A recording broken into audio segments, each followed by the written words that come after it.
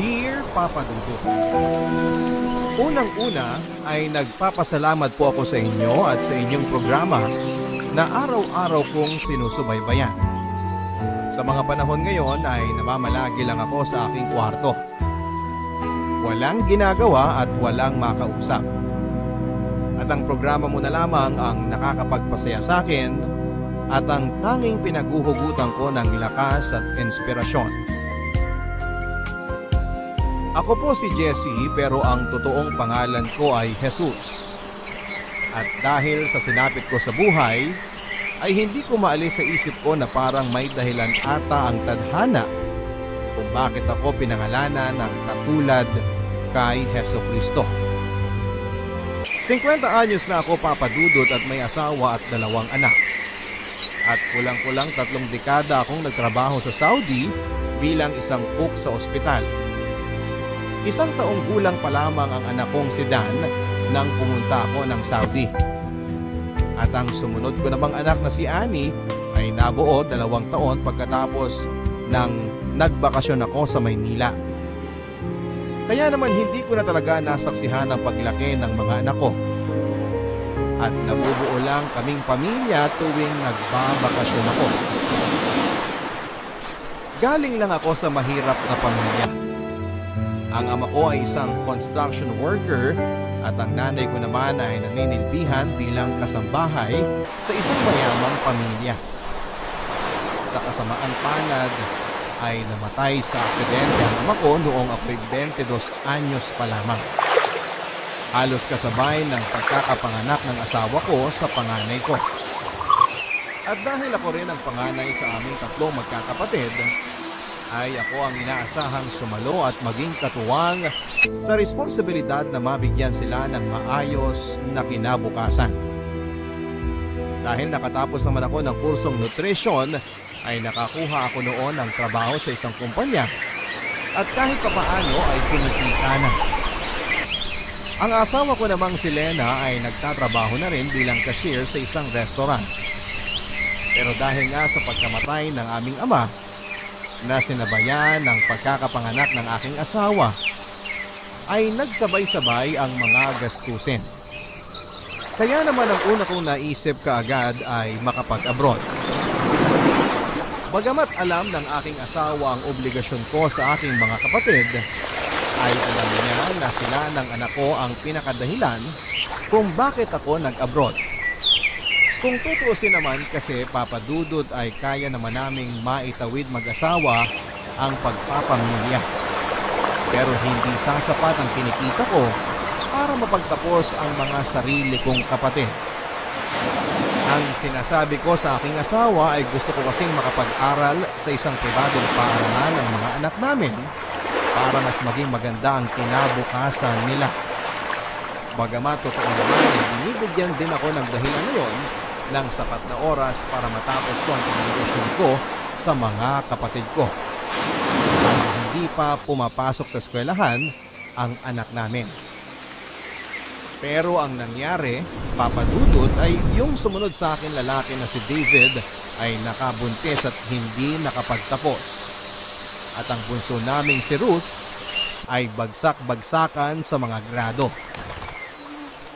Kaya ilang taon sa high school at college bago nakagraduate.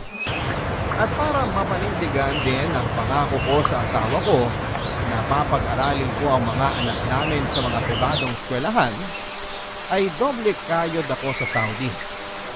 Kahit nga illegal ang mag-sideline sa Saudi ay pinasok ko na rin para humaba-haba lang ang pisiko sa mga bayarin. At sa kabila ng mga sakripisyo ko, ay naiibsan naman ang mga hirap at lungkot ko sa Saudi tuwing umuuwi ako ng Pilipinas. Sa airport pa lang ay kumpleto palagi ang pamilya ko, pati na ang mga kamag-anak na sumusundo. Sa tuwing uuwi ako, pakiramdam ko ay ako si Santa Claus na nagbibigay ng mga regalo sa pamilya at kamag-anak. Ang kinaibahan lamang namin ay mapa good or bad sila, ay nakakatanggap sila ng regalo sa akin.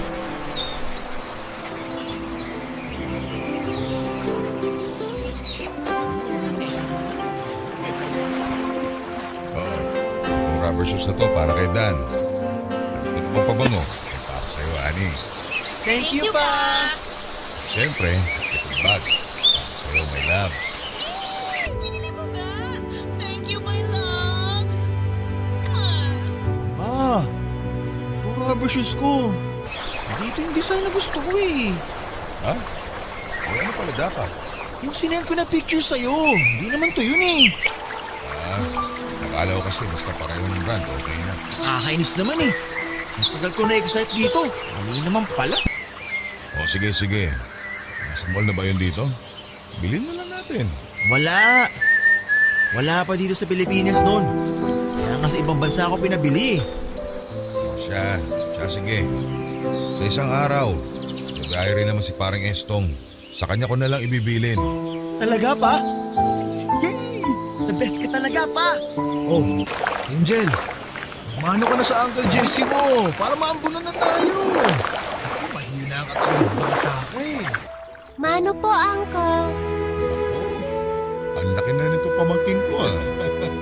O ito, binili kita ng bestida. Sana kasya pa ha. Thank you po, Uncle. O David, ito para sa inyo mag-asawa. Wow! Envelope! Yan ang magandang aginaldo. Ayos! Salamat dito, kuya. O sige, balik na kami sa kusina para maihanda na namin yung pananghalian natin. Oh, magkano naman ang bilhin mo dyan sa kapatid mo? Ha? Libo lang naman. Oh, uubusin niya lang sa sabo. Hayaan mo na. Kahit para doon na lang sa bata. At saka magbabago naman na daw siya. Magbabago? Eh magkakaanak na naman sila ng asawa niya. Hanggang ngayon wala pang matinong trabaho yun. Mag-aanak tapos sa'yo na naman aasa.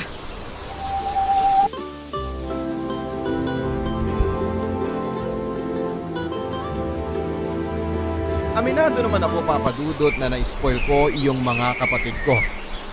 Ang akin lang naman kasi, sa tuwing kumakain kami ng mga masasarap na pagkain at binibili ko ng magagandang gamit ang sarili kong pamilya, nagigilty ako na yung mga kapatid ko ay hindi tinatamasa kahit kalahati man lang na naiparamdam ko sa sarili kong pamilya. Kahit naman kasi nag-asawa ng maaga yung kapatid ko at yung bunso namin ay naging bulakpol, ay malapit at malambing pa rin sila sa akin. Maski na nga yung pamangkin kong bata, bagay na namimiss ko sa mga anak ko. At minsan na nga rin, maski sa asawa ko. Mahirap mang tanggapin, Papa Dudut, ay hindi close sa akin ang mga anak ko. Hindi ko rin naman sila masisisi dahil hindi ko na nga sila nasubaybayan sa kanilang paglaki.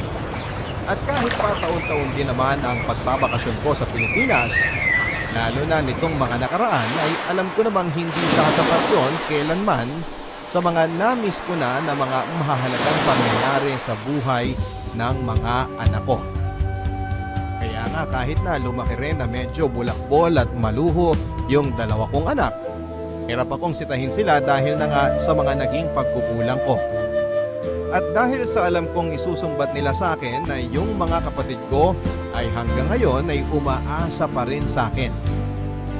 Masakit man, Papa Dudut, pero pakiramdam ko, minsan ay ATM ang tingin sa akin ng sarili kong pamilya. Kahit na nitong mga lumipas na taon ay nauso na ang cellphone at internet, ay bibihira lang kung makipag-usap sa akin ang mga anak ko. Yung asawa ko lang ang madalas kong nakakausap at halos bawat usap namin ay nagtatapos pa sa mga paalala ng mga dapat na bayaran at pagkagastusan. Dahil din sa dami ng mga binabayaran at sinusuportahan ko, ay kahit na lumalaki naman ang sweldo ko ay halos wala na rin akong naiipon. Kumuha pa ng kondo na hulugan at sasakyan si Lena, kaya naman talagang yung natitira na lang sa akin ay halos sasapat na lamang sa pang-araw-araw na pangangailangan. At dahil din dito ay kahit na masama ng pakiramdam ko, hanggat kaya ko pang pumasok sa trabaho ay gagawin ko.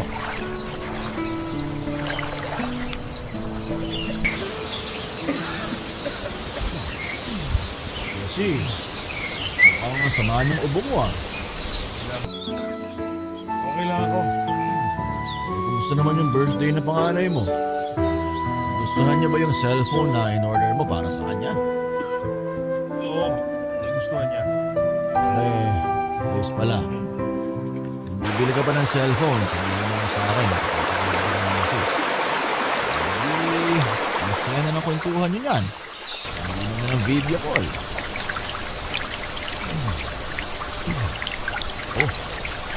Games nga eh. Hindi man lang patawag sa akin. Ano bang o-order na ako kasi gusto ko naman yung nalilit na ako. Sige. Sabihin ko kay Mrs. Sabihin mo lang kung anong model ang gusto. Kaya nga eh. Mukhang yung makukuha ko sa paluwagan natin doon lang mapupunta eh. Mga bata ngayon. Panahon natin, chichihan lang at saka robot kasi tayo. Ngayon, cellphone na. Tapos, pag binigyan mo ng mumurahin, abay nakasimangot pa. Gusto yung high-end na cellphone. Kalahating buwang sweldo pa natin ang halaga. Oo nga eh. Kung aminin mo, hirap din naman tayo. Sinabi mo pa. Nga pala, pre. Ando pala eh. Party daw sa kanila. Order daw sila ng 2 kilo ng adobo sa'yo. Tapos sila ng itlog at baboy. Sige. Kaya nilakad.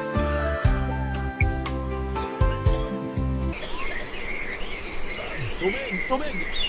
Ano muna, pare? Ano muna?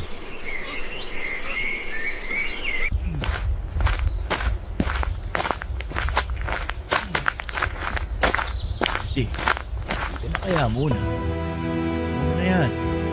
Ang malala na yan ah.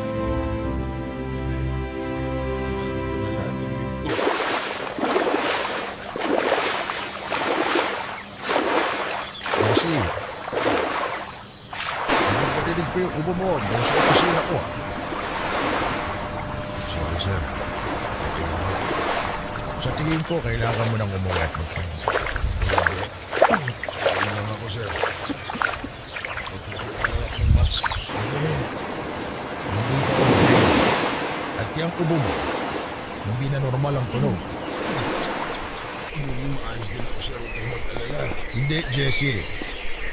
Alam mo, parang may sakit ka na eh. At baka makontamina mo pa yung mga pagkain. Kailangan mo na magpa-check up, umuwi ka at magpahinga. Pero sir, nagamit ko na lahat ng leave ko. Hindi ko na kasalanan. Inubos mo lahat ng leave mo nung huli ka ng bakasyon. Ganito na lang. Uuwi ka o mawawalan ka ng trabaho. Okay, sir. Pasensya na po, sir.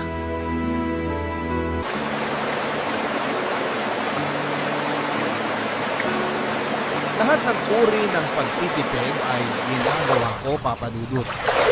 Kahit na paulit-ulit na ulam araw-araw sa loob ng higit 300 araw, ay ayos lang sa akin. Basta sa isang buwan na bakasyon ko sa Pilipinas, ay napapakain ko sa mga masasarap na restaurant ng pamilya ko at mga kamag-anak. Sa isang OFW kasi, Papa Dudut, ay hindi lang pamilya mo ang kailangan mong pakainin o ilibre sa tuwing uwi mo.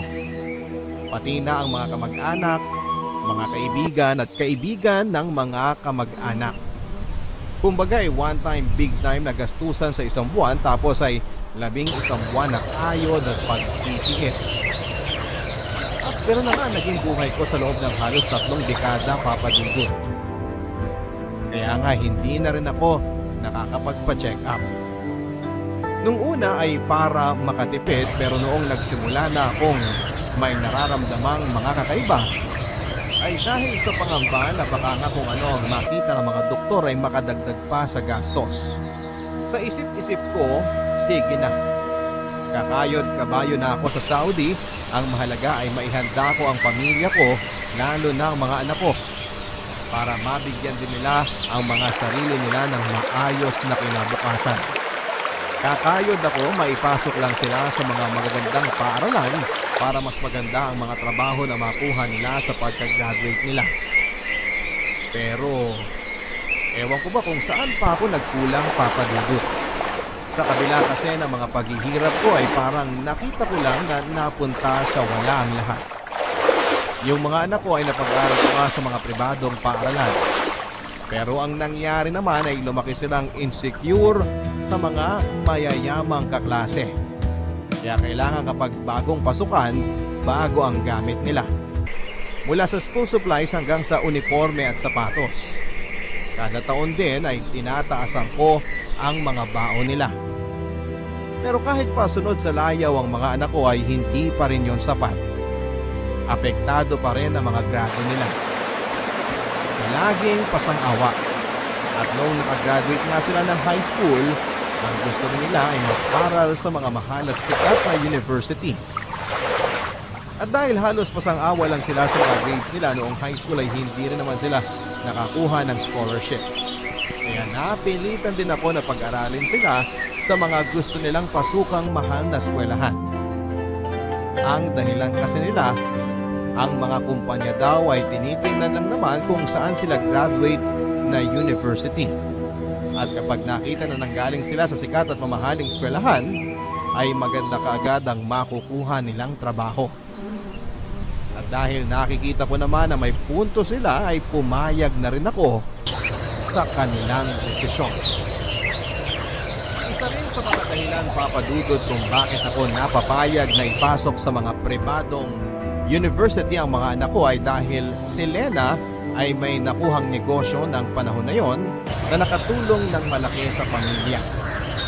Nagsisimula pa lang noon ang mga networking, papadudod. At nag-invest kami ng malaking pera para mag-member. Ilang buwan ding malaki ang pasok ng pera sa amin dahil sa negosyong yon ni Lena. Trumiple kaagad kung ano man ang ininvest namin. At dahil nga na Willie ay dinamihan pa ni Lena ang mga binili ng mga business accounts sa networking na yon. Pero matapos lang ang kulang-kulang isang taon ay pinasara ang kumpanyang yon at hindi na namin nabawi kung ano man ang na-invest namin. Sa halip na kumita ay luging-lugi pa kami sa na-invest sa illegal palang kumpanya. Pero dahil napasubo na nga at mga na-enroll na mga anak namin sa mga mahal na paaralan, ay kami na lang ulit ang nag-adjust. Lalo na ako. Pero ang ending, ang panganay ko ay nag-drop out din. At ang bunso ko naman ay nakagraduate naman pero delay. Sa ngayon ay si Dan ay unemployed dahil walang natatagalan na kumpanya. At si Annie naman ay iniwan ng nakabuntis at ngayon ay isang single mother. At pareho sila ngayon ay sa amin pa rin nakapisan. Dahil maski ang mga kapatid ko ay umaasa pa rin sa akin. Isang araw ay na-realize ko na lang na sa pagtatrabaho ko at pagsusuporta sa mga kamag-anak ko, umikot ang aking buhay. Napabayaan ko na ang aking sarili at ang aking kalusugan. Nagmana sa akin ang anak ko. Mahilig din ako sa mga sapatos pero nakalimutan ko na yung huling beses na nabili ko ang sarili ko ng sapatos na gusto ko. At hindi lang dahil kailangan ng palitan dahil pudpud na o nasira na ang pang-araw-araw kong suot. Noong una ay nananalig pa ako na magkakahilala at magbabago ang ugali at sitwasyon ng aking mga anak at mga kapatid ko. Pero nitong lumaon ay lalo na noong nakaramdam na ako ng kakaiba ay napalitan ako ng pangamba. Pangamba na kapag namatay ako, saan pupulutin ang mag-iina ko at ang mga kapatid ko? Oh, bakit hindi mo subukan tong lemon chicken? Hindi ko kaya. Hindi pa rin ba magaling yung singaw mo? Hindi pa. Ano ba yan? Eh bago ka umalis sa Saudi, nandyan na yan ah. Matatapos na bakasyon mo dito, hindi pa rin gumagaling? Kuya, tawas at sipilyo lang ang tapat niyan. Magsipilyo ka kasi dapat palagi. Bakit wala pa dito si Angel kayo? Busy pa sa pag-aaral sa accounting? Ay, kuya, mag-shift daw siya ng kurso eh. Parang gusto raw niya na mag-conference. Bakit? Bumagsa ka na. Sana ko naman pakuhain mo ng nursing yung anak mo. Nakapag-abroad at nang kumita kagad ng laki. kasing ipilit sa bata kung ano yung gusto ng magulang. Mamaya, magbulakbul pa eh. Eh, ganun din naman ang ginawa niya eh. Sayang ang pinangmamatrikula ng kuya mo dyan kay Angel. Sa Com-Arts lang pala mauuwi. Elena, alam kong maraming utang na loob ang pamilya ko kay kuya. Pero alam mong hindi ko naman ipinilit kay kuya yun eh. Siya ang nagkusang mag-sponsor ng pag-aaral ni Angel. Tinanggap ko naman kagad. Naging magulang ka pa. Grabe ka naman makapagsalita, Ate Elena. Huwag kang mag-alala.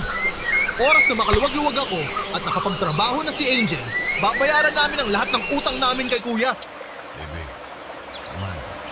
Tito David, huwag mo ang pagtaasan ng boses si Mama. Alam mo kung hindi dahil sa inyo, dapat mas magaan ang buhay namin ngayon. Samantalang ngayon sunod sa layaw, ikaw yung pasabong-sabong mo at yung anak mo naman sa katamaran sa pag-aaral. Huwag mong pagsalitaan ng pinsan mo ng ganyan, ha? Huwag mo akong pagsalitaan ng ganyan. Kami ang orihinal na pamilya ni kuya.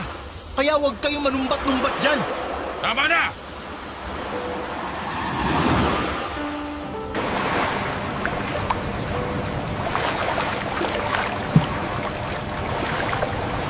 Bago ako bumalik ng Saudi sa bakasyong kong yon ay kinonsulta ko na sa dentista yung hindi ko gumagaling na singaw. Sobrang sakit na kasi at halos hirap na akong makakain. Ang hindi ko akalain na sa pangungonsulta kong yon para makahingi sana ng gamot at ng pain reliever ay may malalamang mas malalang sakit ang dentista. Pinayuhan niya ako na lumapit sa doktor sapagkat ibang klase na daw ang ganong klase ng singaw na matagal nang hindi gumagaling. At matapos na mga test at obserbasyon, ay napag-alaman ko na na meron akong stage 1 tongue cancer. Hindi ako makapaniwala sa mga narinig kong yun, Papa Dudut. Noong una ay akala ko ay kung magkakasakit ako ay sa baga o kaya ay sa atay. Yun pala ay sa dila pa. Dati kasi akong nagsisigarilyo at ayon sa mga doktor ay maaaring cause din daw yon ang pagkakaroon ng stage cancer. Inilihim ko ang diagnosis ng mga doktor sa aking pamilya. Hindi dahil sa ayaw kong magalala sila kundi dahil sa mga panahon niyon ay in denial pa rin ako. Sa katunayan ay itinuloy ko ang pagbiyahe ko pabalik ng Saudi. Kahit na alam kong may ganong resulta na sa akin ng doktor. Ang sabi ko sa sarili ko ay isang doktor lang naman ang may sabi. Pukonsulta pa ako sa ibang doktor para sa second opinion. Babaguhin ko ang diet at magbabawas ng stress sa buhay at manunumbalik sa Panginoon. Pero wala pang isang buwan ay napilitan akong bumalik sa Pilipinas at sa pagkakataong yon ay permanente na pala ang magiging pag-uwi ko.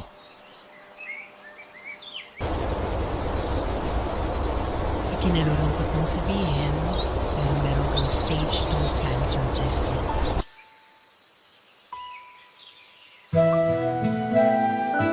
Ano? Stage 2 na. Oo. Sigurado ho ba kayo dyan? Ikukuha po muna kami ng second opinion. Hindi na kailangan. Bakit naman? Mawalang galang na ho, Doc, ha? Pero paano kung mali kayo? Hindi basta-basta ang sakit na cancer, ha? Kailangan natin makasigurado. Kailangan natin ng second opinion ng ibang doktor. Ito na ang second. Ito sabihin. Sinabi ko pa alam. Bago ako bumalik sa Saudi, nagpatingin ako sa doktor. Nakita noon na may stage 1 cancer. Ano? Bakit mo ako nito? Jessie naman! Bakit mo inilihim sa akin to? Takot ako. Ayoko rin maniwala na meron ako. Sa jet, sa pagkakas ng abo, sa pagdasal. Wala pa pala. Ano ba naman yan, Jessie? Doc! Ano bang magagawa natin ngayon?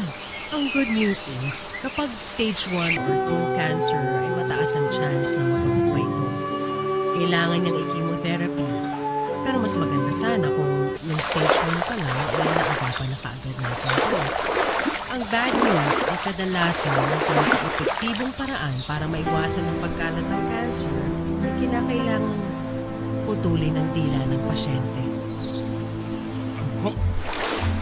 Hindi pa naman po siguradong kailangan gawin yun kay Jessie, hindi po ba? Ayokong paasahin kayo, Jessie, Lena. Pero minsan talaga kailangan nating piliin ang lesser evil lalo na pagdating sa cancer. Makakapagsalita pa po ba ako? Kapag malaki ang kailangan nating tanggalin, baka may posibilidad na hindi ka na makapagsalita. Tingnan mo nga yan, Jessie. Kung nung isang buwan pa lang sinabi mo na, baka naagapan pa. Eh ngayon, mababaldado ka na, mas mapapagastos pa tayo. O eh, paano na lang tayo niyan?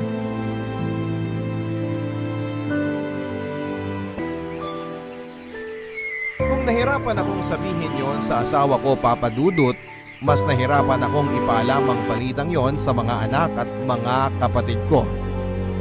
Sa akin lang sila nakadepende at natakot akong makita ang kanilang reaksyon. Buong buhay ko, sanay ako na ako ang nag-aalaga at nagsosuporta, na ako ang nagtatrabaho. Ngayon, sa isang iglap ay bigla akong naging imbalido. Walang pakinabang at alagain. Ang inakala ko sa oras na marinig ng mga anak ko at ng mga kapatid ko na may cancer ako ay maiiyak sila at malulungkot. Pero ang una kong nakita sa kanila nang sabihin ni Lena sa kanila, ang tungkol sa kondisyon ko ay ang matinding takot. Takot na hindi para sa akin kundi takot para sa mga sarili nila. Halos mabasa ko sa mga mukha nila ang mga makasarili nilang problema. Paano na ang matrikula ni Angel? Paano na ang mga bayarin dito sa bahay? Paano ko na babayaran ang coaching ni loan ko?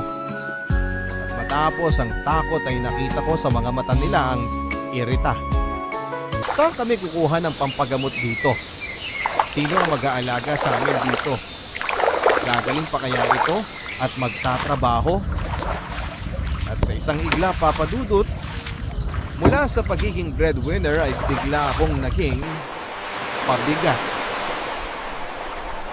Gamit ang sarili kong savings ay agad akong isinabak sa chemotherapy. At masasabi kong ilang sessions pa lamang ng chemotherapy ay dinaig na niya ang lahat ng hirap na dinanas ko sa Saudi. Nariyan niya walang tigil ako sa kakasuka. May panahon na hindi matigil ang pagdumi ko. Pumayat ako ng husto at nagmukhang halos bangkay. Ngunit bukod sa pisikal na sakit ay mas matindi ata ang emosyonal na dulot ng chemotherapy sa akin, Papa Dudut. Ni hindi na sa akin makatingin si Lena. Ang mga anak ko, kita ko ang pandidiri sa kanilang mga mata.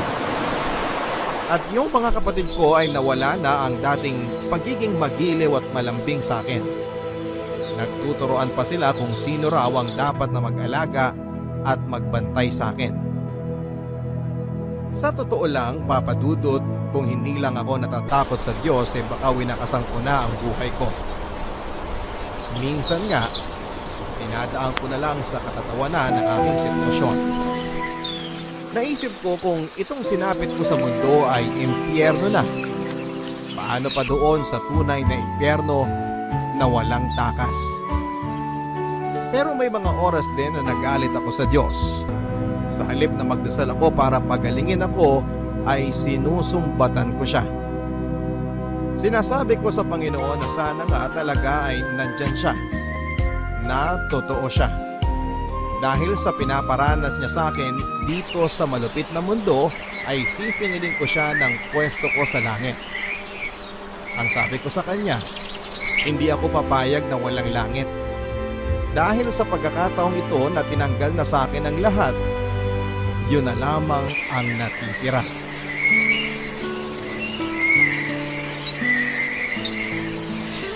Ipinatawag ko ang family meeting na to para pag-usapan ang kalagayan ng tatay ninyo, ng kapatid ninyo. Ate Lena, pwede ba mabilis lang? Lakad pa kasi ako eh. Saan naman ang lakad mo? Sa sabungan. Wala ka nang pangsabong ah. Ayan oh, baldado na ang kapatid mo. Di pa nagsisimula yung pamiting mo, binubungangaan mo na ako ng ganyan. Hindi na, alis na lang ako. Hoy! Maupo ka nga rito. Ngayon ka lang magkakaobligasyon sa kapatid mo. Wala kang utang na loob ah. Sige ate, uupo ako rito. Pero isang panlilibak pang lumabas dyan sa bibig mo, lalayasan talaga kita. O, siya. Sige, makinig kayo. Naubos na ang savings si Jessie dahil sa pagpapagamot niya. May utang pa tayo sa ospital. Pwede ako mangutang sa kakilala ko pero hindi sasapat yun. Ma, gusto ko mang magbigay pero alam mo namang may anak na akong binubuhay. Wala rin naman akong nakukuha sa tatay mo. Mas lalo na akong walang ibibigay. Wala pa nga ulit akong trabaho eh. Kaya nga kailangan na nating magbenta ng gamit. Ano? Yung kotse ko, tsaka yung kotse mo, Dan. Kailangan na nating ibenta. Ano? Kaya akin yun eh. Eh, saan tayo kukuha ng pera, Aber? At Ani, yung TV sa kwarto mo ha, ibenta rin natin yon. Mabuti at bago-bago pa yon. Daya! Bakit si Annie TV lang ibebenta? Ako yung kotse ko. Dahil may anak na yung kapatid mo. Dapat pala nag-anak na rin ako. Ito nga yung mga dahilan mo. Niniloso ka ng ganyan. Ang lakas ng loob mo eh, wala kang ng trabaho. Ganyan ba magdahilan ng 27 anyos na lalaki? Siguro! Kung naging ganito man ako, hindi ko kasalanan yon. Kasalanan niyo yun ni Papa. Dahil kayo mga magulang, Apa? Ay, sumusobra ka na ha? Anong gusto mo? Palayasin kita dito? Bukas na bukas ha. Ibenta mo yung kotse mo. Ikaw, David. Kukunin na namin yung pinautang namin sa iyong puhunan. ano ba naman yan? Hulog ko na yun eh. Ay, hulog. Nasaan ang kita, Aber? 6 na buwan na yun ah. Ni isang kusing walang nakakabalit. Ilan na ba yung pautang sa'yo? Saan nakukuha ng pera? Eh, bahala ka! Kung kinakailangan mo magbenta ng kidney, gawin mo. Ang mahalaga, makabayad ka sa utang mo. Para naman yan sa kapatid mo eh. Buisit! Magka-cancer pa kasi.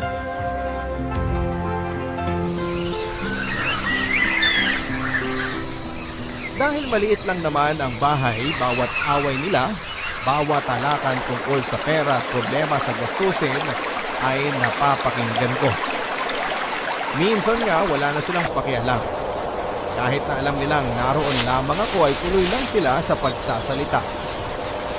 Hindi ko nga alam kung wala lang silang pakialam o sadyang nagpaparinig na. Sobrang panlalait ang inabot ko sa mga panahon na yon, Papa Dudut. Kung dati Santa Claus ang tingin sa akin tuwing umuwi ako ng Pilipinas, ngayon ay bigla na lang akong naging invisible. Dinadaan-daanan, ni ayaw tignan. Nagiging maayos lang ang pakikitungo nila sa akin kapag may bumibisita sa akin na mga kaibigan. Pero pagka-uwi, balikan nyo na sila. At kadalasan pa ay tinatanong kung meron daw na inabot na tulong o pera. Pero siguro mas dagok sa akin ang pinagbago ng mga kapatid ko. Yung mga anak ko at least simula pa lang ay alam ko nang malayo sila sa akin dahil kung tutusin ay wala naman talaga kaming nabuong relasyon dahil nalayo ako sa kanila ng napakatagal. Pero yung mga kapatid ko na kasabay kong lumaki, na sinuportahan ko matapos mawala si Papa, na sa loob ng mahabang panahon ay magiliw at malapit sa akin ay bigla na lamang nagbago. Ang sakit, Papa Dudut. Kasi naiintindihan ko paminsan-minsan ang pinanggagalingan ni Lena at ng mga anak ko. Tama naman sila kung tutuusin. Sila na dapat ang number 1 priority ko dahil sila na ang sarili kong pamilya pero hindi ko pa rin binitawan ng pagsuporta sa mga kapatid ko sa kabila ng hindi nila pagbibigay ng halaga roon. At ngayong wala na akong pakinabang sa kanila, ay parang bigla na rin silang nawala ng kuya.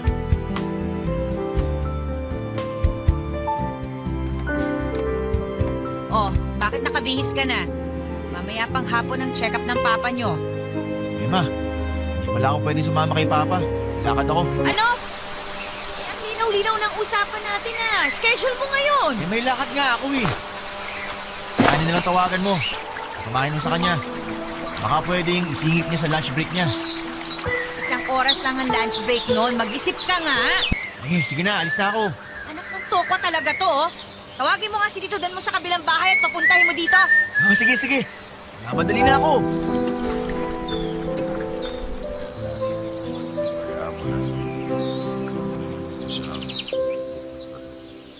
Ma, tignan mo nga yung sarili mo.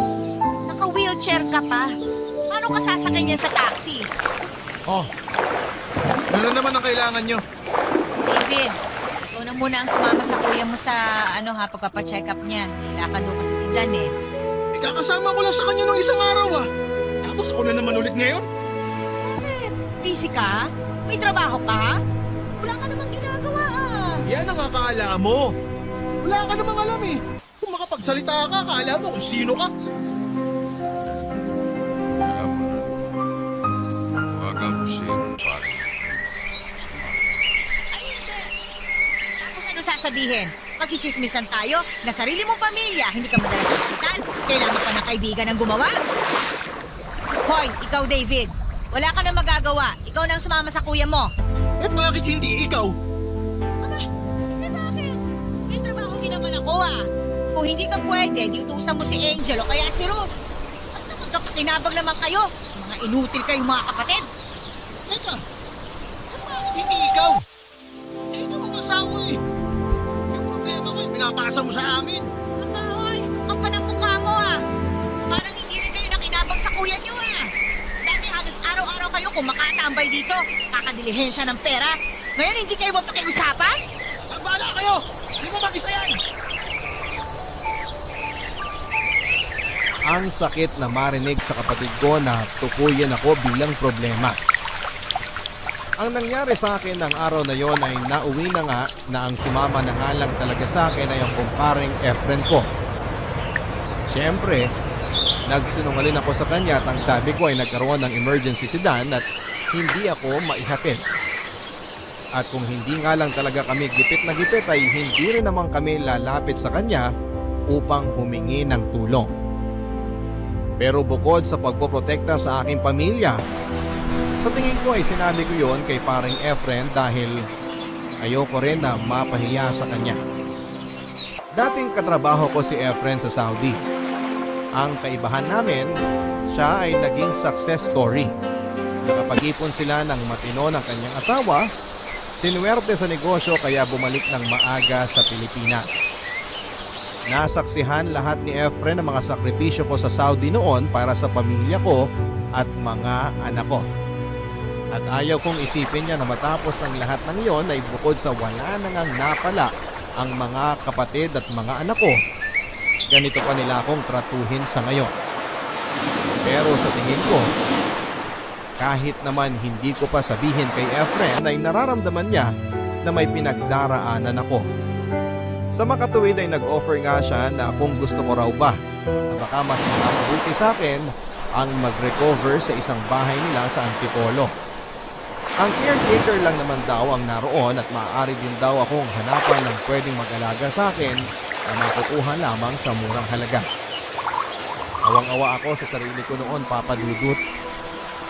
Paano ako humantong sa ganito na dati ako ang sumusuporta sa lahat?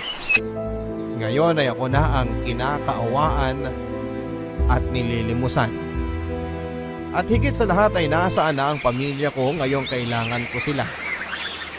Mas naaasahan ko pa ang kaibigan ko at mas nakikita ko pa na may halaga ako sa ibang tao kesa sa sarili kong mga kadugo. Sa puntong yon ay akala ko'y wala nang ilulugmok pa ang aking sitwasyon. Pero meron pa pala. May mas ibabagsak pa pala. Nang araw na yon ay sinamahan ako ni kumparing Efren sa ospital doon ko narinig sa aking doktor ang masamang balita. Kailangan ng putulin ang dila ko. Hindi lamang tapyas kundi halos buong dila ko na ang tatanggalin. Ibig sabihin, wala na akong malalasahang pagkain at hindi na ako makapagsasalita. Sa totoo lang, Papa Dudut, mabuti na nga lang din at si Efren ang kasama ko noon nang nalaman ko ang masamang balita. Na-imagine ko na lang na papaano kung ang kasama ko ay si Dan o kaya ay si David. Baka hindi ko kayanin ang mga magiging reaksyon sa mga mukha nila. Pero dahil si Efren lang naman ang kasama ko, sa puntong yon ay doon ko na naibuhos ang lahat ng magkahalong lungkot at galit na nararamdaman ko sa pamilya ko. sa mga kapatid ko at maski na sa Diyos. Umiyak ako ng umiyak. Hindi nila ako mapatigil. Siguro para pagaanin ang loob ko ay sinabihan pa ako ng doktor ko at ni Efren na huwag daw akong mag-alala. Hindi naman daw ibig sabihin noon at doon na magtatapos ang buhay ko. Magiging mahirap daw ang buhay ko pero makakapag-adjust naman ako sa bago kong sitwasyon. Pero ang hindi nila alam ay yung iyak kong yon ay hindi lang dahil sa magiging kapansanan ko kundi dahil pakiramdam ko. Ang tagal-tagal ko nang may dila at kakayahan na magsalita pero hindi ko yon ginamit sa aking mga kapatid at sa aking pamilya. Nang nalaman ni Efren na may utang pa rin kaming malaki sa ospital at kailangan pa ng pera para sa aking magiging operasyon at pagpapagaling, ay nag-set up siya ng isang fundraising campaign para sa akin. At karamihan nga ng mga nilapitan ay ang mga kasamahan namin dati na OFW. Sa gulat ko ay malaki-laki ang nalikom nila sa fundraising para sa akin. At sumapat yun para mabayaran namin ang lahat ng mga utang namin sa ospital.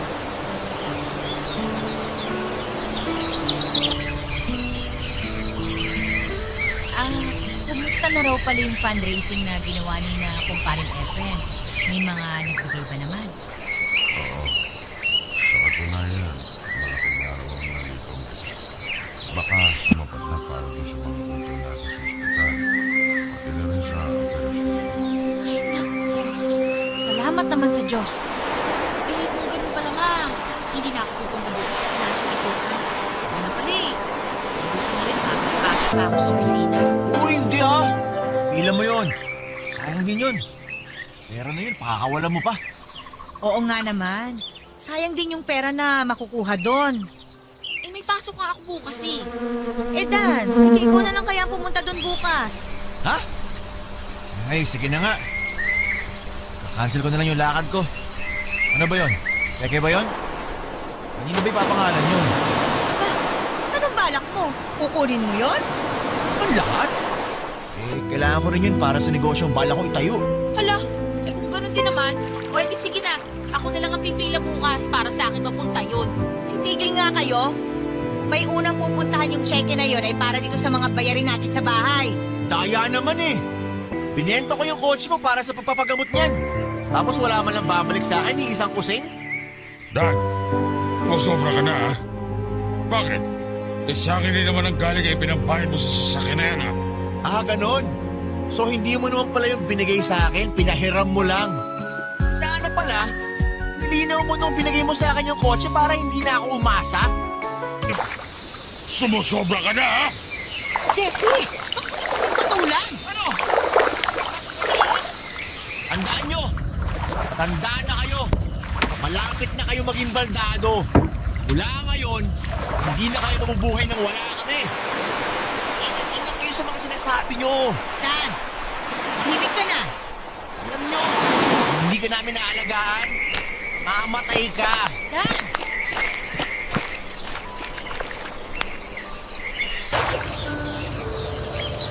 Hindi ko alam kung papaano hinantong sa ganoon ang anak ko at napagsalitaan niya ako ng ganon, Papa Dudut.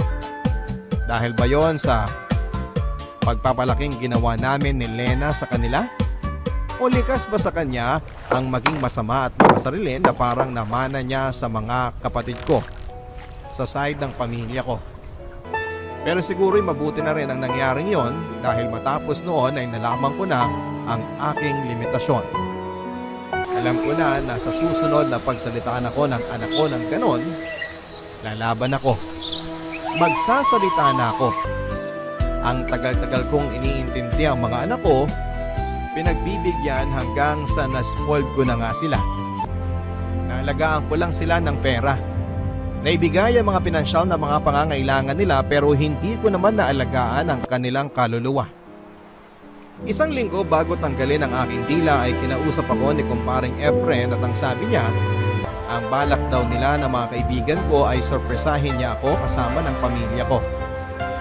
Balak daw nila akong bigyan ng get well soon party at isasabay na doon ay ang pagbibigay nila sa akin ng cheque ng nalikom na pera mula sa fundraising.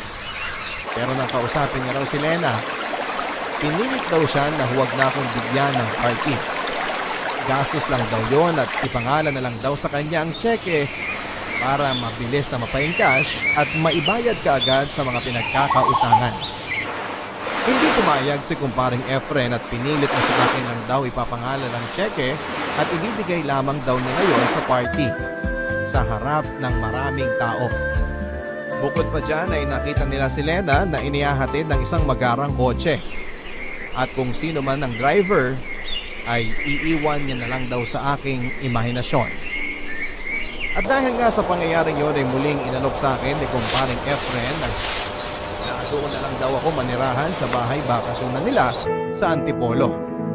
At napagkasunduan naman daw nila ng iba ko pang mga kaibigan at dating mga boss sa opisina na magtulong-tulong sila para makahanap ng caregiver at mag-aalaga sa akin hanggang sa ako'y makarecover. At dahil na nga rin sa natuklasan kong ginawa ni Lena, ay tuluyan na akong nawala ng tiwala sa sarili kong pamilya. Natukso ako na tanggapin ang alok na tulong ng mga kaibigan ko.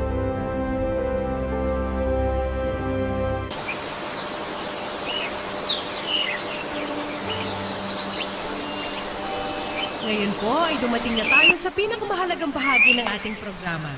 Dahil po sa tulong ninyong lahat ay nakalikom tayo ng 987,304 pesos na magagamit ni Jessie para sa kanyang mga gastusin sa ospital at pagpapagaling. Pero bago ang lahat, nais muna naming tawagin ang ilan sa mga kamag-anak ni Jessie para magbigay ng maikling mensahe. Unahin natin siguro yung bunsong anak ni Jessie, si Annie. Maraming salamat po sa pagpunta niyo dito at para sa tulong na binahagi niyo sa amin tumulong. Hey, short and sweet! Sige, ang susunod naman nating tawagin ay ang panganay ni Jessie na si Dan. Maraming salamat ho sa bigay niyong pera sa amin. Yun lang? Contest ata ito ng paiklian na sagot, ah. Eh, sa ama mo, anong masasabi mo, Dan? Lalo pa't ilang araw na lang ay okay na siya. Get well soon pa.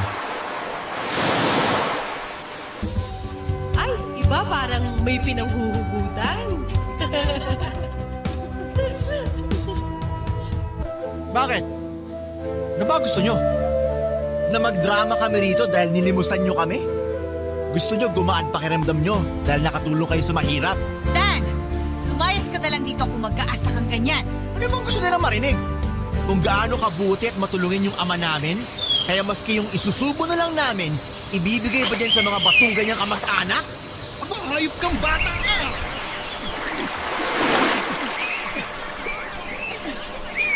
Hindi! Huwag niyo palabasin ang dalawang yan. Gusto ko marinig nila susunod ko sasabihin. Mga wala kayong utang na loob! Dan, wala kang karapatan na pagsalita ng ganyan ang uncle mo. Matanda pa rin sa'yo yan. Matuto kang gumalang. Oo, inaamin ko. Dapat sana mas magaan pa ang buhay natin eh. Kung hindi ko tinulungan ang mga kapatid ko. Pero kadugo ko pa rin sila. At hindi ko rin kaya na pabayaan ko na lang sila. At ikaw naman, David. Kayo ni Ruth.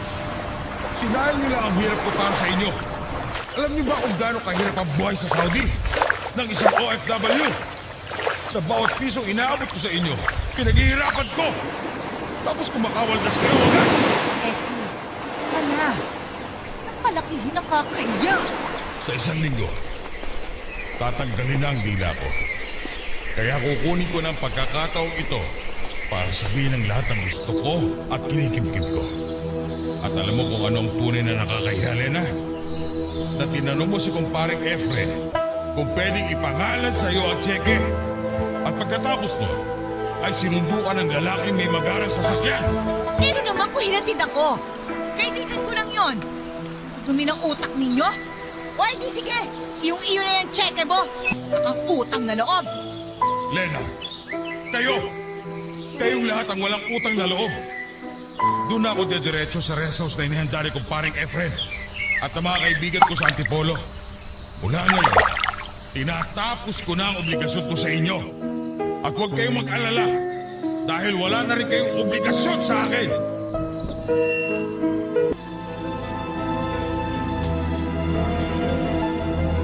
Sinusulat ko ang liham na ito ngayon sa bahay bakasyonan ni kumparing Efren sa Antipolo. Putol na rin ang dila ko. Pero ang magandang balita ay nag-improve na ang kalagayan ko. Sa susunod kong check-up ay ipinagdarasal ko na naging successful ang chemotherapy at ang pagputol sa aking dila para madugtungan pa ng kahit na ilang taon pa ang buhay ko. Nakakatuwang isipin na ilang buwan lang ang nakakalipas ay naisip kong kitlin ang buhay ko. Ilang buwan pa lamang ang lumipas nang ang pagtingin ko sa buhay ay isang sumpa at ang mundo ay isang impyerno. Pero nang dahil sa mga malasakit ng kaibigan, sa kabutihan ng Diyos at ang pagiging mapagkumbaba at pagbukas ko ng aking sarili upang tumanggap ng tulong sa iba, ay nabago ang aking pananaw. Putol man ang dila ko. Pagkaramdam ko ay mas malaya na ako sa ngayon. Sana nga ipagpalain po ako ng kahit na ilang taon man lamang, Papa Dudut. Sapagkat sa edad kong ito, 50 anyos, ay ngayon pa lamang talaga ako magsisimulang mabuhay ng ayon sa aking gusto. Para lamang sa sarili ko. Sa edad na 50 anyos ay ngayon pa lamang natutunang pahalagahan ng sarili. Maraming salamat po sa pagbasa nitong aking liham. Kahit nahihirapan na ako ay ngingiti pa rin ako. Ayokong pinapakita sa iba na umiiyak ako. At saka hindi rin naman ako madaling umiyak. Pero kapag umiiyak ako, buhos po talaga. Alam mo, Papa Dudut, ay matindi rin ako kung magkagusto sa boys.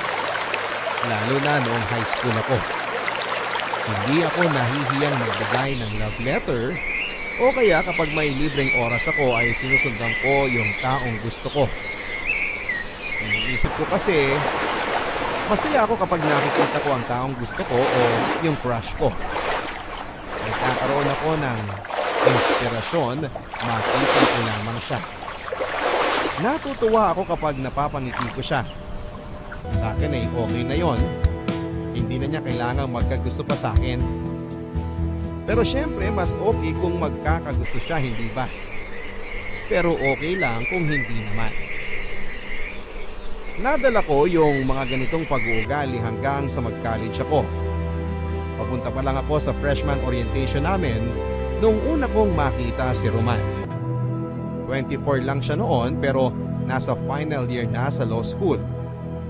At dahil hindi ako inabutan ng 8-12, 16 years old pa lamang ako nang pumasok na freshman sa isang malaking university sa Metro Manila.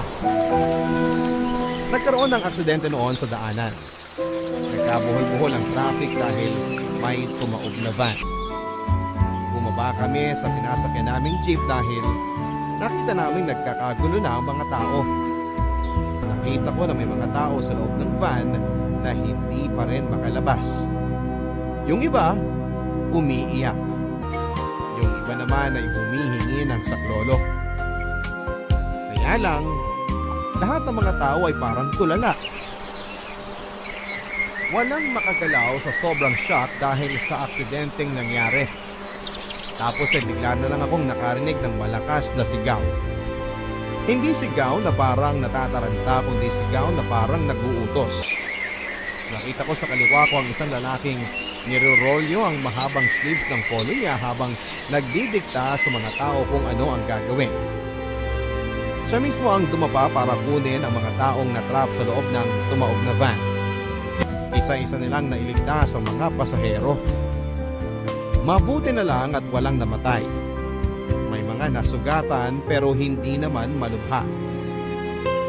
By that time ay dumating na ang rescue team kaya nabigyan ng emergency treatment ang mga nasugatan. Ang apat na tao na mahugot ni Roman ang huling tao sa van. Doon ako unang humanga at nagkagusto sa kanya. Nung una kong nakita si Roman, Papa Dudut, ay hindi ko alam na iisa lang pala ang pinapasukan namin university. Pero dahil natuloy ng kurso ay hindi ko siya nakikita. Nagkita na lamang kami nang muli kaming nagkabanggaan sa library. As in, literal na banggaan talaga. Medyo clumsy rin kasi ako kaya hindi ko siya napansin. Pero siya yung nag-sorry sa akin habang tinutulungan niya akong pulutin yung mga gamit ko. Ako naman ay natulala na lamang. Wala akong nasabi kundi okay lang. Yun lang. Hanggang sa umalis na siya, sayang. Hindi ko man lang natanong kung ano ang pangalan niya. Ang kisig ng mukha niya, Papa Dudut. Sa malayo medyo matatakot ka kasi mukhang domineering. Pero sa malapitan, parang masasabi mo sa kanya lahat ng problema mo kasi alam mong makulit siya. Pero mabait siguro akong tao, Papa Dudut, kasi may extra blessing akong natanggap mula sa langit. Naiwan ni Roman ang ID niya sa counter na iniraman niya ng libro. Student assistant yung kaibigan ko kaya nakuha ko kaagad yung pangalan niya. Pati yung kurso, student number, at napasigaw na lamang ako ng thank you, Lord. Mula noon ay pinuntahan ko na siya sa building nila. Inalam ko yung schedule niya, pati yung mga lugar na madalas nilang tinatambayan na kapareho niyang mga law students. At dahil may camera ako na may telephoto lens, madalas ko siyang nakukunan mula sa malayo. Nanlalakad, nag-aaral, nakikipag-usap sa mga kaibigan. Sa madaling salita ay naging stalker ako ni Roman, Papa Dudut. Hindi naman unusual na may dala akong camera kasi visual communication ang kurso ko. Required kami mag-submit ng photos ng iba't ibang tema. Nagkataon nga lang nakasama si Roman sa mga pictures. Kapag landscape, nandun siya sa tabi ng puno. Nag-aaral. Kapag cityscape ang tema, nandun siya habang isang luma at mataas na building ang nasa likuran niya. Kapag portrait tour, puro mukha niya. Wala akong magagawa. Inspired ako kapag siya ang kinukunan ko, Papa Dudut.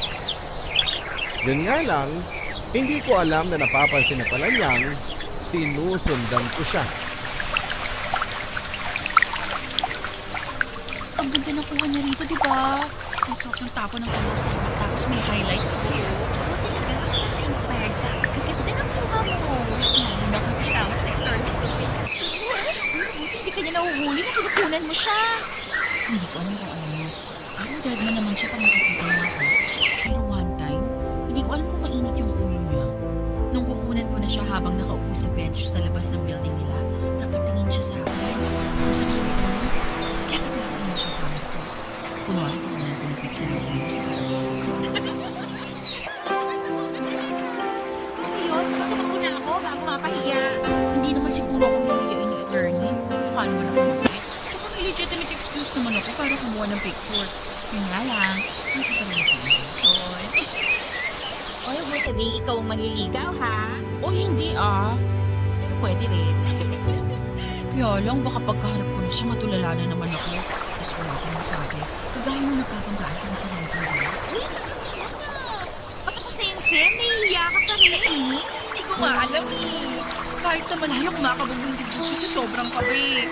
Eh di lalo na ako sa malapitan. Baka atakihin na lang ako sa puso. Malamang. Excuse me, ikaw si Julie? Ikaw si Julie?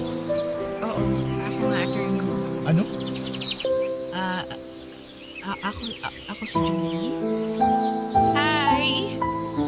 Huwag ka masyado maging friendly sa akin. Ha? Kailangan ko confiscate yung SD card ng camera mo. SD card ko? Bakit? I believe majority ng mga kuha mo sa SD card mo ako ang subject. At dahil hindi ka nagpaalam sa akin, pwede kong confiscate ang mga kuha mo. Ha? Nagkataon lang nakasama ka sa picture pero hindi naman ikaw ang main subject eh. Kahit tignan mo pa, oh. Tsaka akin to. Akong may-ari ng mga picture na kinunan ko, hindi ikaw. Alam mo, Miss Julie, I suggest huwag ka na makipag-argue sa isang law student tungkol sa ownership rights. Pero, Ibigay mo na sa akin yan. i-delete ko na lang. Huwag mo nang kunin. Please naman, no. No. Akin na. Please. Bigay mo na. Nagsabi na naman ng please eh. Ito na nga. Thank you. Lagot. Ano yung kids mo? Oh, nakita mo lang yung asawa mo. Nagbaliw ka na. Hindi. Nakita ko lang siya. Naging con artist na ako. Yung lumang SD card yung binigay ko sa kanya. Yun yung SD card na wala siya sa picture. Pinagpalit ko habang nagtatawag ko kanina. Siyempre naman no, pinaghirapan ko yung mga pictures na kinunan ko sa kanya. Bibigay ko lang. Hindi no. Namang pag makita niya yung laman ng SD card, magwawala yun. Hahantingin ka nun. Eh di mabuti. Next sem, siya naman ang maghahabol sa akin. Baliw! Kaya lang, nang sumunod na semester ay hindi na kami nagkita pa. Huling taon at huling sem na naman sa university. Kaya hindi ko na siya nakita pa. Dahil nung sumunod na semester ay nagkaroon ng isang napakalungkot na pangyayari sa pamilya namin. Namatay si Papa.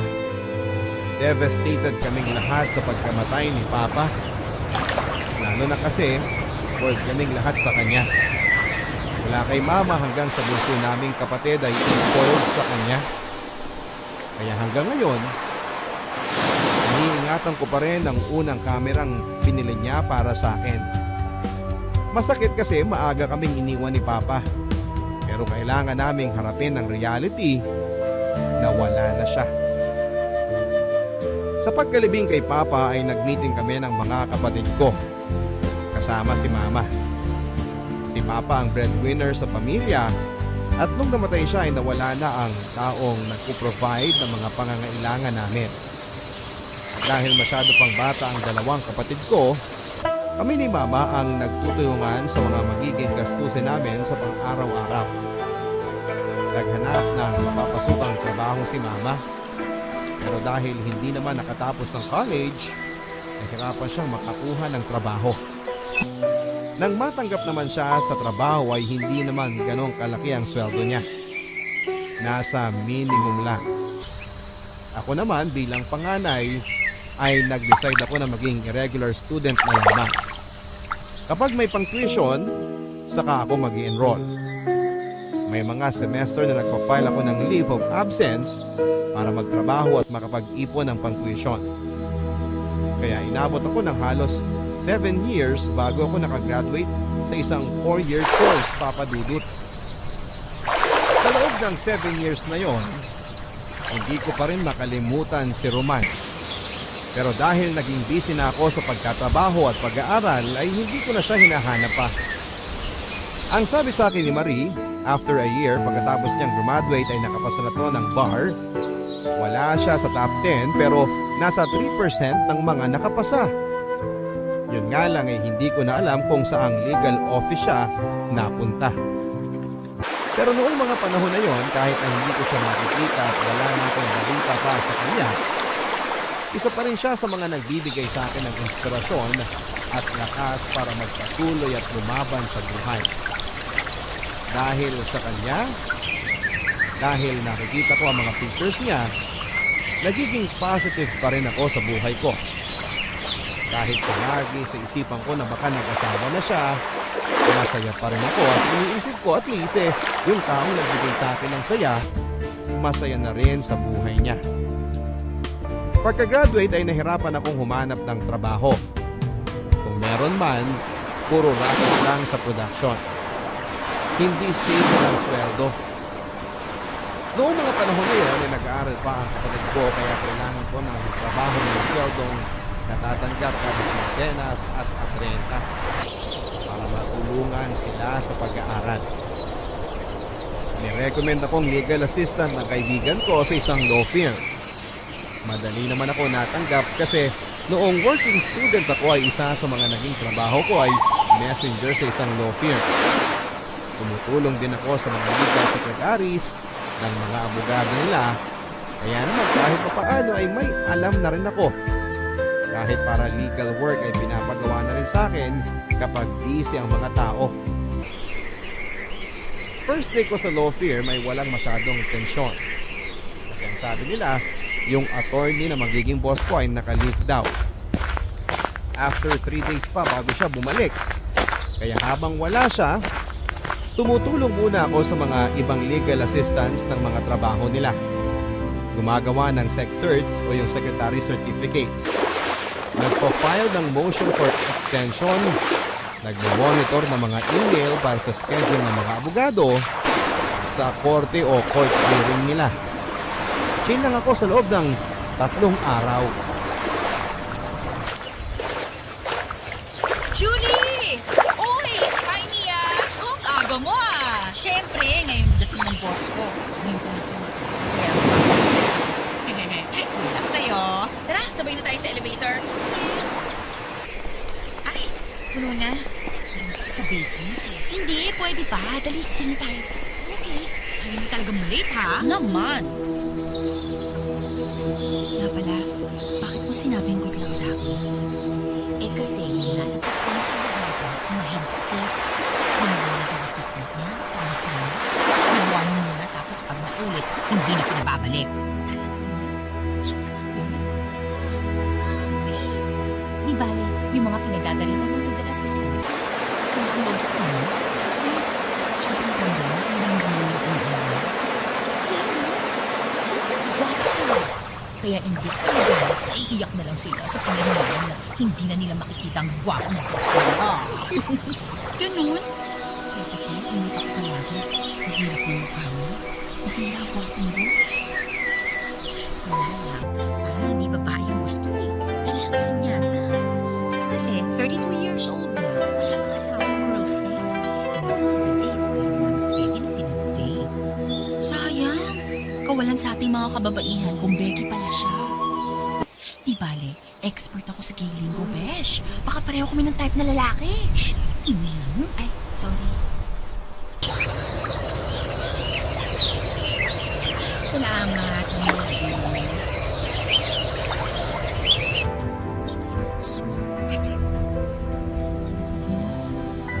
Hi, Sir Aramel. Hi, Sir... Roman! Julie, right? Yes, sir. Don't worry. Magbibigay ako ng 3 warning bago ko pinagre-resign ng assistant ko. Attorney? At hindi ako member ng Clean Sex. Po! Oh my gulay, Papa Dudut.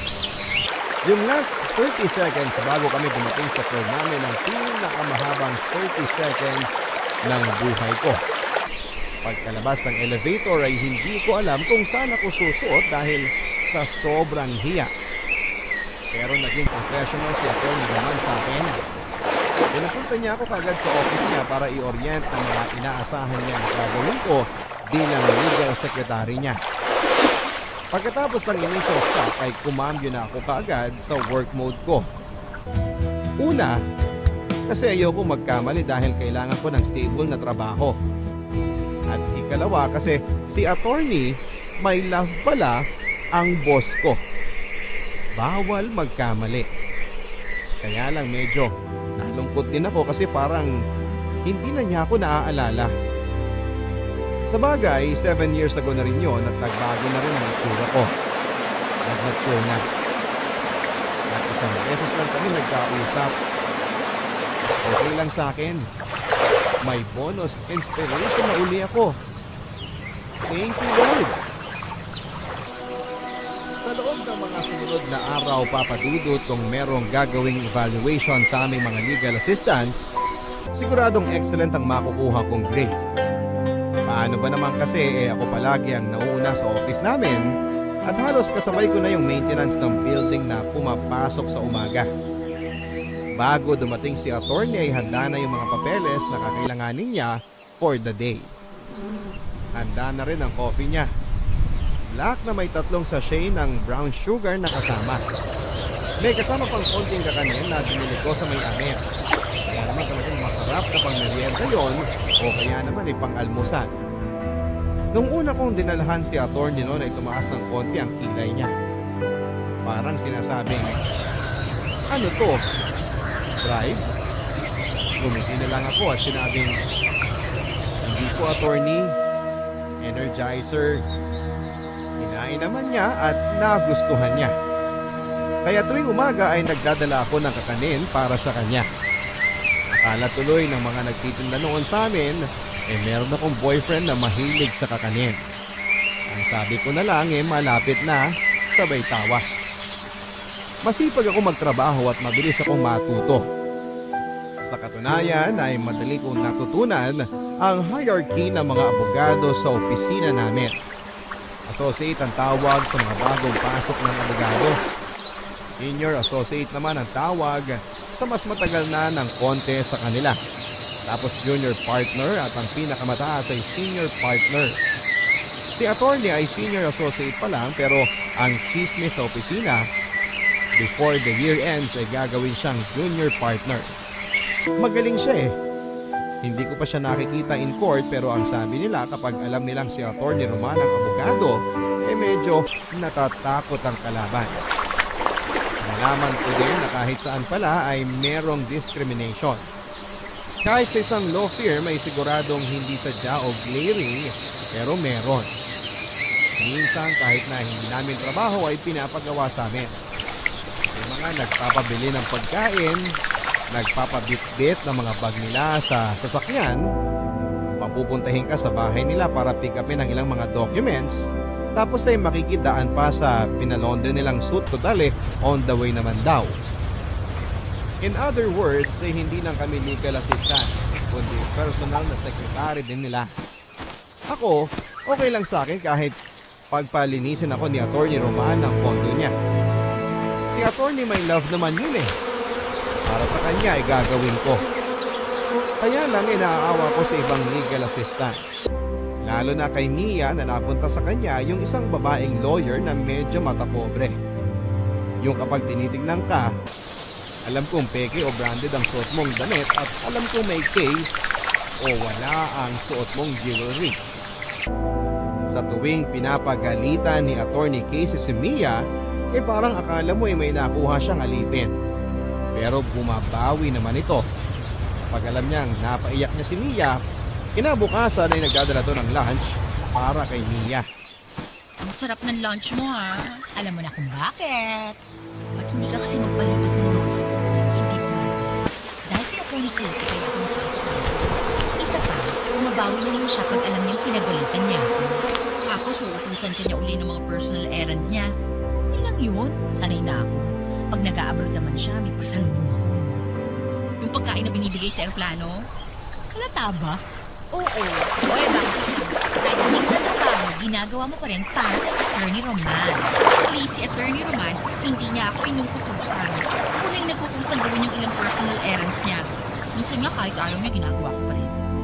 Papagalitan niya ako, pero alam ko, grateful siya sa ginawa ko kasi nakakatulong ako para mabawasan yung maliit na bagay na medyo toxic para sa kanyang gawin. Ay, gusto ka kay Attorney Roman, no? Shhh! Ilakas! At ako may motivation para gawin yung ginagawa ko. Kasi ano naman? Uy, karoon din naman si Attorney Casey. Marami na akong tutulong sa kanya. Magaling ba yung promotion for extension yung pinapagawa sa'yo? Pa-extend ng mga kaso. Tsaka ano yung tututunan mo? Umiyak mo ka mo. Julie, Attorney! Nakabalik na kayo galing sa korte sa Bulacan? obviously, at mukhang hindi mo narinig kasi may iba kayong pinagkakaabalan. Sorry, sir.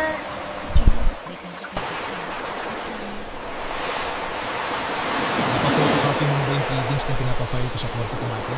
Opo, attorney. Nasa table niyo na po. Good. Julie, Attorney? na-appreciate ko yung mga ginagawa mo para sa akin kung saan. Kung anong advice mo sa kaibigan mo, sundin mo rin. Hindi kayo alalay. Huwag mong ibaba ang sarili mo dahil hindi baka mas mataas ang ranggo namin sa kaibigan ko sa office. Ibig sabihin... Narinig kong pinag-uusapan niya si Attorney Casey. Okay. Pareho kaming senior associate ni Attorney Casey. Kaya sana, huwag mo siyang pagchichismisan. So, Sorry, attorney. Huwag mong gawing forever ang pagiging legal assistant. May iba ka pang skills na pwede mo pagkakitaan. Ano ibig niyong sabihin? Nagkibit balikat na lamang si Atty. Roman sabay pasok na sa office niya. Anong ibang skills ang sinasabi niya, Papa Dudut? Office skills? Alam kaya niyang nagsa-sideline ako kapag weekend para madagdagan ang kita ko? Bigla tuloy akong nahiya. Pero tuloy pa rin ako sa ginagawa kong pagtulong kay Atty. Roman. Wala namang masama. Isa pa ay masaya akong nakakatulong sa kanya. Papa Dudut, nakalimutan kong sabihin na kaya din pala ako medyo asar kay Atty. Casey kasi bukod sa pagiging arogante, ay may gusto rin siya kay Atty. Roman. Technically, karibal ko si Atty. Casey kay Atty. Roman. Hindi lang yun chismis, Papa Dudut. Nakikita namin kapag magkasama sila. Gusto niyang laging nakahawak sa braso ni Atty. Roman. Si Atty. Deadma. Kapag nakikita ko nga sila ay parang gusto kong umagitna na sa kanila at paghiwalayin silang dalawa. Kaya lang, legal assistant lang ako. Wala akong karapatan. Julie, pasok ka rito sandali, please. Hi, Julie. Hi, attorney Casey. Ano yan, attorney Roman? Kailangan ni Attorney Casey nung manifestations na pinagawa ko sa iyo kanina. Tapos na ba? Opo, tapos na. Wow, Roman. Very efficient talaga ng sekretary mo. Balik na lang tayo. Sanay na sa'yo si Mia. Sanay na sa akin si Julie. Huwag nang guluhin ang sistema. Ang selfish mo naman. Ano, Julie, payag ka? Po? Mabait naman ako eh. Tsaka pag nasa akin ka, papalitan natin ang style mo ng pananamit. Gagawin kitang mas feminine. Hindi yung puro maong at polo shirt ka na lang. Mas efficient para sa akin yung maong at polo shirt. Ano naman? Babae si Julie, huwag mong gawing one of the boys. Alam kong babae siya. Opo, babae ako. Sabagay. Kaya siguro yung messenger sa 7th floor may crush sa'yo. Alam mo ba yun, Roman? Hindi ako interesado. Alam mo, Julie, bagay kayo ng messenger. Ano ang pangalan nun? Ernie po, kaibigan ko lang yun. Mas kaibiganin mo pa, Julie. Pareho kayong masipag, pareho kayong rank and file. I'm sure magiging compatible kayo sa isa't isa. Parang kami na naman. Bagay kami, hindi ba? Stop it, Casey. Hindi ka nakakatawa. Hindi naman ako nagpapatawa eh. Dapat kasi kung kanino ka lang bagay, doon ka lalapit. Hindi mo pwedeng abutin yung mga bagay na hindi mo kayang abutin. Hindi ba, Julie? Pwede naman pong tumungtong sa hagdan pag hindi na maabot. Ano? Nangiinis ka ba? Hindi po, attorney Casey. Pinatatawa ko lang kayo kasi masyado kayo seryoso ni attorney Roman. Talaga? Katulad nung pinatawa mo ako nung maling SD card ang binigay mo sa akin dati. Ano yung SD card? Ko lang yung pinapagawa niyo. Anong SD card? Private joke. Naaalala niya, Papa Dudut. Naaalala pa rin niya ako. Naaalala pa rin ako ni Atty. Halo-halong emosyon ang naramdaman ko pagkatapos ko sa office ni Atty. Roman. Masaya kasi ang ibig sabihin, hindi niya ako nakalimutan. Takot kasi ibig sabihin nun, baka gantihan niya ako sa maling SD card na ibinigay ko noon sa kanya. Hiya, kasi ibig sabihin alam niyang may gusto ko sa kanya at ako ang dati niyang stalker. Baka isipin niya na sinusundan ko siya. At excited kasi ang ibig sabihin baka naman kahit konti ay may future kaming dalawa o wishful thinking ko lang yon, Papa Dudut. Sana hindi. Mula noon ay naging medyo awkward na ako kay Atty. Roman. Pero siya naman yung medyo parang natatawa sa sitwasyon namin. Minsan parang sinasadya niyang pansinin yung mga bagay na ginagawa ko sa kanya dati. Halimbawa, bakit hindi ko na raw siya binibigyan ng kakanin kasama ng kape niya? Sabi ko namatay na yung kapitbahay namin gumagawa ng kakanin. Kaya hindi na ako nakakapagdala. Gusto kong humingi ng sorry kay Mang Ising, Papa Dudut. Kasi pinatay ko na siya sa office namin kahit buhay pa siya. Ayokong umasa. Ayokong matuwa ng husto kasi baka hindi naman magkatotoo. Okay na kasi ako noon na wala akong iniisip, kundi yung nararamdaman ko lang. Masaya na ako na secretly ay may gusto ako kay attorney. Ngayon, alam kong alam na niya na may gusto ako sa kanya. Hindi ko maiwasang hindi kabahan sa tuwing nakikita ko siya o tinatawag ang pangalan ko. At alam kong masasaktan ako ng husto kapag nagalit siya o na-disappoint siya sa akin. Mia! Napaka-inefficient mo talaga! Bakit po, Attorney Casey? Bakit? Nakalimutan mong i-remind sa akin yung juice ko? Hindi mo na monitor? Naku po, sorry po, Attorney Casey. Hindi ko sinasadya. Hindi mo sinasadyang maging tanga! Ang simple ang sorry mo! Napapagalitan ako ni CSC bukas! Nakairit ako! Sorry po, Attorney. Hindi na po mauulit. Kung magpapakita sa akin yung ko, ha? Sorry po, ma'am. Sorry po talaga. Mia? Mia?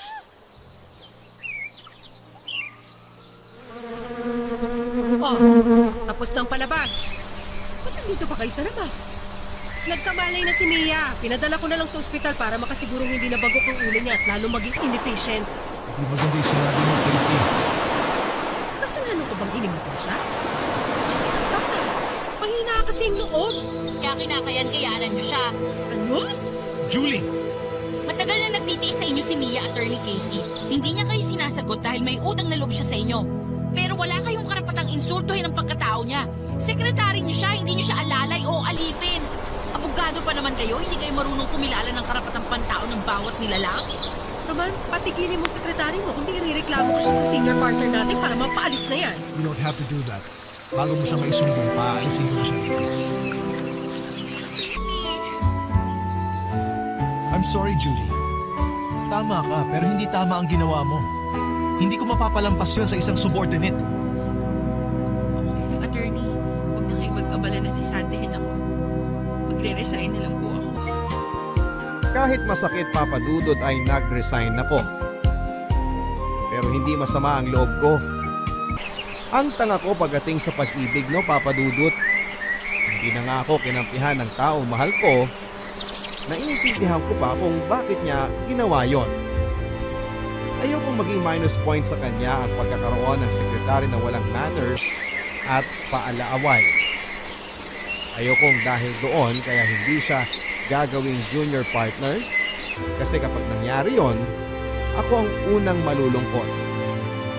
At saka ang sabi naman niya, meron akong ibang skills na pwede kong magamit kung sakali. Kaya hindi ako natatakot na mag-resign. Nanginayang lang ako kasi malaking tulong sa pamilya namin yung 15 at 30 na siguradong sweldo ko. Pero kilala ko yung pamilya ko.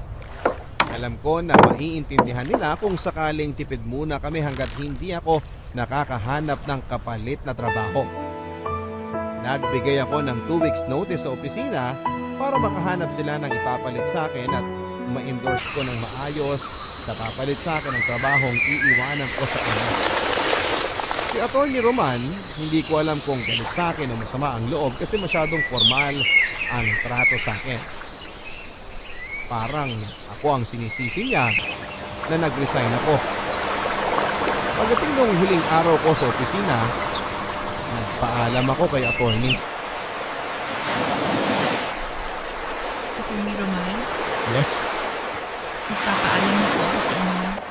Maraming salamat po sa lahat. Sa lahat naman. Sa kabutihan niyo, sa mga itinuro mo sa akin, at sa mga advice niyo sa akin. Yun na lang? Opo, Sigurado ka? okay, magiging honest na ako. Salamat kasi ikaw ang naging inspirasyon ko habang nagtatrabaho ako dito. Dahil sa'yo, naging masaya ako. At sorry kasi na-disappoint ka sa akin dahil sa ginawa ko kay Atty. Casey. At sorry, hindi na kita pinupo. Hindi mo ba ihihingi ng sorry yung ginawa mong panluloko sa akin 7 years ago? 7 years ago. Ibig sabihin yung... SD card. Grabe naman itong magtanim ng galit. Ang lalim ng ugat. Sorry dun sa SD card. May malilipatan ka na bang trabaho? maghahanap pa ako. Okay lang? Kung mag-worry, makakahanap din ako ng ibang trabaho. Naalala mo si Gilier, yung classmate ko sa law school? Yung kasama ko nung binigyan mo ko ng maling SD card. Ah! Gilier palang pangalan niya. Mayari siya ng isang production house. Naghahanap siya ng in-house photographer. Stable na trabaho. Gusto mo subukan? I-recommend mo ko? Gusto mo ba? Oo naman. Wow. Salamat, attorney. Oh, at umiiyak ka. Kasi hindi na kita makikita. Sorry, attorney. Siguro, by now, alam mo nang mula noon hanggang ngayon, may gusto ko sa iyo. Pero huwag kayo mag-alala. Hindi ko naman inihingi na ibalik niyo sa akin ang pagmamahal na binibigay ko. Okay na kung nasabi ko to sa inyo. Please, pag-alis ko dito, wala akong regrets. Salamat sa masayang 7 years, attorney. Maraming salamat din. Pinuntahan ko yung production house na sinasabi sa akin ni Roman, Papa Dudut. Nagulat ako kasi hindi siya cheap na production house. Marami silang ads na ginagawa at hindi basta-basta ang mga kliyente nila. Nakilala ko kaagad si Gilier, yung kaklase ni Roman. Ibinigay ko yung resume ko at in-interview niya ako. Nakapasa ako bilang in-house photographer nila. Pati ako ay nalula sa bilis ng mga pangyayari. Pero hindi ako nagreklamo. Kasi ito yung ideal situation para sa akin. Ginagawa ko ang trabaho gusto ko na may stable na sweldo. After a few months at hindi sa pagmamayabang, siguro dahil sa husay kong kumuha ng pictures, ako ang madalas na nire-request ng mga kliyente sa mga event and photoshoots nila. Si attorney, naaalala ko pa rin. Kapag may allowance sa shop, kaya naman ito pag wala akong ginagawa, siya ang naiisip ko kaagad. Kumusta na kaya siya? Okay kaya yung sekretary niya na pumalit sa akin? Sana hindi siya binibigyan ng sakit ng ulo. Tapos ay bigla akong hihinto sa pag-iisip. Marirealize ko na malala na to. Kailangan ko nang kalimutan si attorney. Kasi hindi ba kung may gusto siya sa akin, sana binibisita niya ako dito sa bago kong trabaho. Alam naman niya kung saan ako lumipat at kaibigan naman niya si Gilier. Pero wala. Ang sabi ko tuloy sa sarili ko ay tama na, Julie. 7 taon ng buhay mo ay naubos na sa kanya. Move on ka na. Pero paano ako makaka-move on kung pati si Sir Gilier kapag nakikita ako ay si Atty. Roman ang laging kinukwento. Oh, Julie, overtime ka? Yes, sir. Sandali na lang to. Kinokorek ko lang yung kulay ng model. Gusto ko yan. Medyo underexposed ang dating. Parang may mystery. Yun naman po kasi ang overall concept ng kliyente. Good. Parang ganyan yung isang picture na pinakita sa akin ni Roman na kinunan mo. Sir, ano picture? Wala naman akong binigay ng picture na kununan ko at binigay ko kay Atty. Roman. Ay, sorry. Hindi mo ba alam? Pinaprint niya yung mga picture na kinunan mo noong 7 years ago sa binigay mong SD card sa kanya. At mula doon, nagustuhan ko yung mga kuha mo kaya formalities na lang yung interview ko sa'yo. Kasi para sa akin, hired ka na. Teka, Nagulat ka, no? Freshman ka pa lang, nabanggit ka na sa akin ni Roman.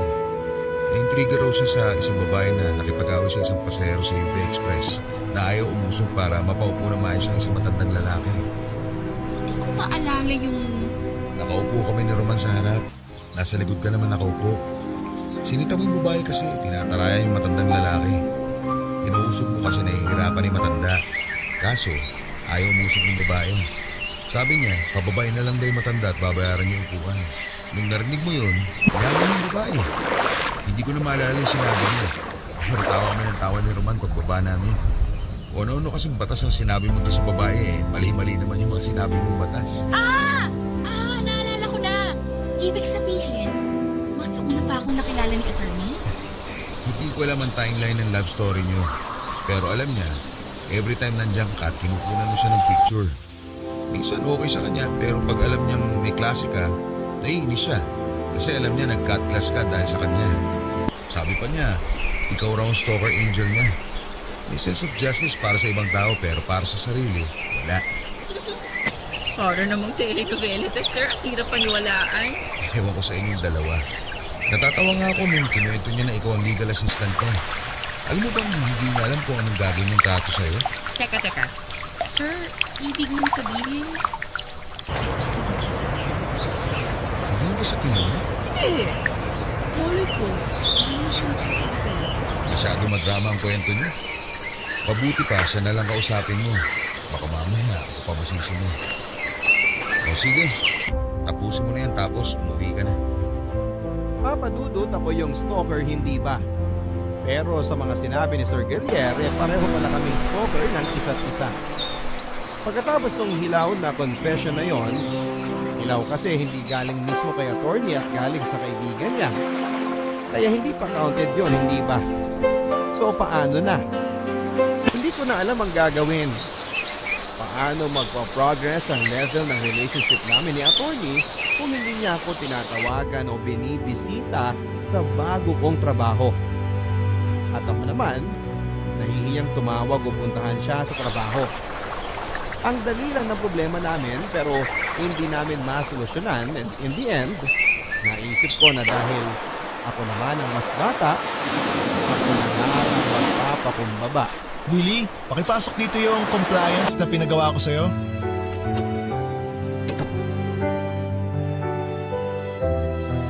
Ano to?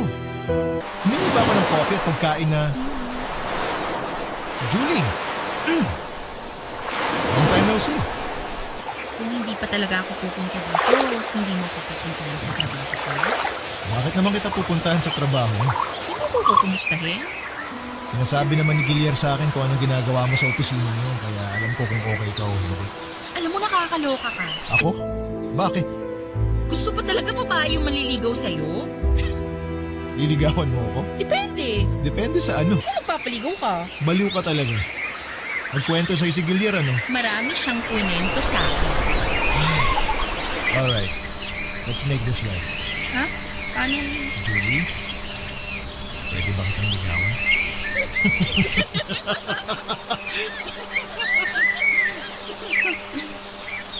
After 8 years ay naging kami ni attorney Roman Papadudut. Ang haba at ang corny ng love story namin. Puro hit and miss pero sa bandang huli, na-hit din. Apparently, hinanap din niya ako pagka-graduate niya. Pero dahil naging abala na sa bar at sa trabaho ay hindi na niya ako pinursu. At noong nakita niya akong muli, nagulat daw siya. Gusto na raw niyang itanong kung bakit ako nandun sa law office o kung saan daw ako nagpupunta pero pinigilan niya ang sarili niya dahil siya ang boss ko. Sa ngayon ay magto 2 years na kami ni attorney. Hindi na namin kailangang i-stalk ang bawat isa para ipakita ang pagmamahal namin. Sana na-inspire ang mga tagapakinig ninyo sa kwento namin ni Roman Papadudut.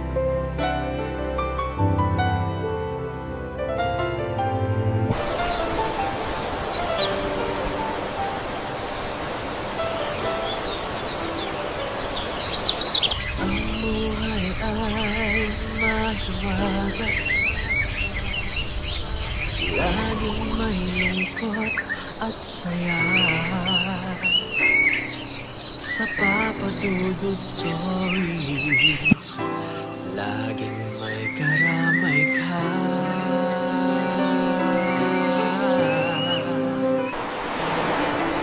Mga problema ay bigat.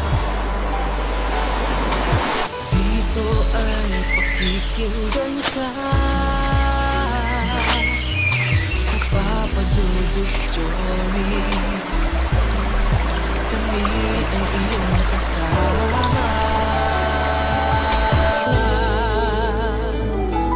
Dito sa Papadudut Stories, ikaw ay hindi nag-iisa.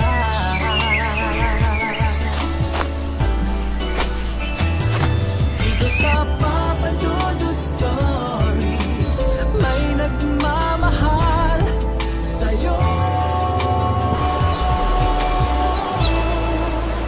Papadudut Stories. Papadudut Stories. dudot sa